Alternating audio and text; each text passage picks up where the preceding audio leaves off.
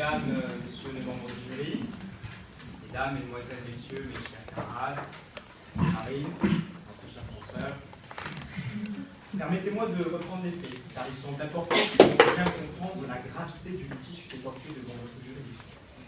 Nous sommes en effet face à un point de droit les plus ardus, une situation les plus complexes. Nous sommes le jeudi 29 mai 2014, en Égypte, sur les bords du Nil. Brille le mille-feu, quand soudain, la malédiction frappe à nous. Le résultat tombe. Après les élections en 3 jours, le maréchal Al-Sisi est élu président de la République égyptienne avec 96% des voix. Un score démesuré. On pense à Ramsès de ces élections. Un score si élevé qu'il laisse un goût amer pour tous les Égyptiens. Eux qui pensaient pourtant que leur situation ne pouvait pas être pire, Hamid. Le score qu'on a tous du mal à avaler.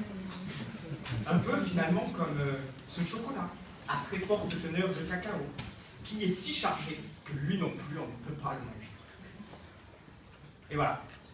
Voilà donc des siècles de politique résumés en une comparaison. Grâce aux Égyptiens d'Alexandrie, Alexandra, nous avons enfin résolu ce mystère philosophique. Ce merveilleux peuple nous permet de voir la vérité en face ou de profil.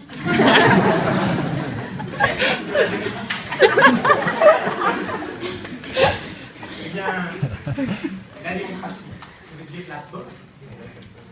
C'est un chocolat bien équilibré. Quelque chose de bon quand c'est doux, mais que personne ne veut quand ça a un goût amer. Oui, mesdames, messieurs, je vous le dis, on peut comparer l'un et l'autre. Car ils sont tous les deux délectables quand ils sont bien faits, mais ils rendent malades quand ils sont surdosés. En premier lieu, il faut que la démocratie donc, soit bien faite pour être bonne. Exactement de la même manière qu'il faut une très bonne recette pour qu'on trouve le choco bon. Personne n'aime le chocolat du bas des rayons. De même manière, personne n'aime la démocratie de bas étage. Et l'élection en Égypte n'est pas le seul exemple de démocratie au rabais. Nos dernières élections européennes ont aussi eu un goût de monde. À part peut-être pour vous, Marine.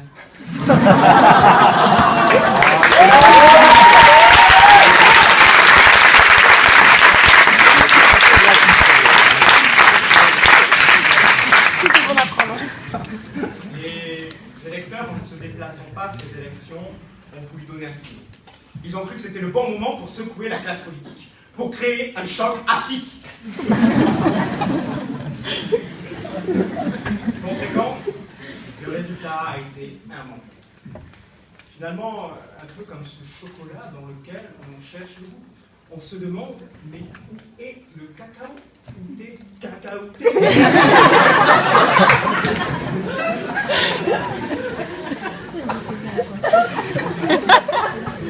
De plus, face à cette quête de la recette idéale, se pose une grande question.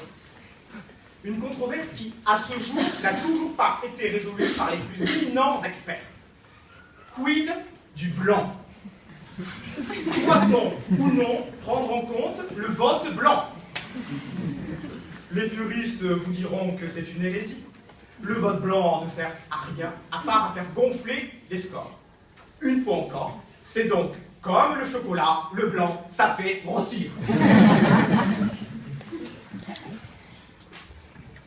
En second lieu, et ce sera le dernier point de mon propos, pour apprécier la bonne démocratie, il faut éviter les abus, les excès. Pour le chocolat, c'est évident. Quand on met trop de cacao, c'est affreux. Sans compter qu'on risque la crise de foie. Eh bien, pour la démocratie, c'est pareil.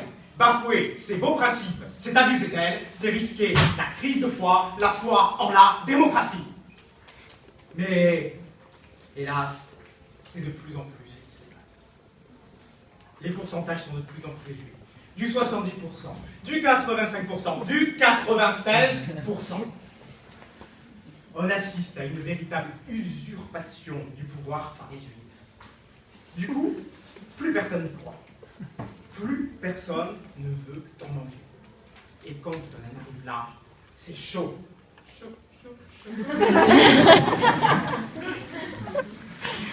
Alors, en conclusion, mesdames, messieurs, les membres du jury, ma chère consoeur, Pantoise de Cergy,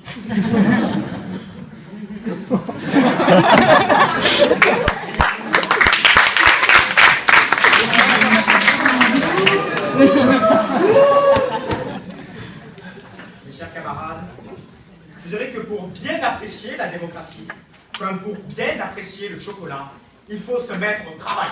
Il faut se retrousser les manches. Car si on ne tape pas du poing sur la table, comme à Alsace, si on ne tape pas du poing sur la table, on n'aura pas de vraie démocratie. De la même manière que quand on n'a pas de bras, on n'a pas de chocolat.